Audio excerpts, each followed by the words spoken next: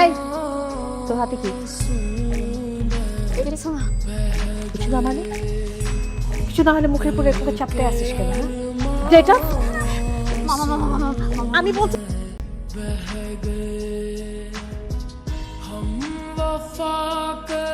ভাই আমার এই একটা মাত্র মেয়ে, ওরে প্রাইভেট পড়ানোর জন্য বাসায় মাস্টার রাখলাম। আমি তো বাড়ি থাকি না, আমার মেয়ে থাকে আর আমার বউ থাকে। এই সুযোগে মাস্টার আমার মেয়েরে প্রপোজ করছে, এটা তো ভাই ক্ষমা করা যাবে না ভাই। মন্ডা চয় তোরে। রফিক সাহেব বসেন বসেন, প্লিজ বসেন বসেন বসেন। আমরা এখানে বসছি সমাধানের জন্য, অতএব উত্তেজিত হওয়ার দরকার নেই। ভাই আপনারা সম্মানিত মানুষ, আমার তো মান সম্মান সব গেল, এর একটা সমাধান দিয়ে যান আপনারা। সমাধানের জন্য তো আমরা এখানে বসছি।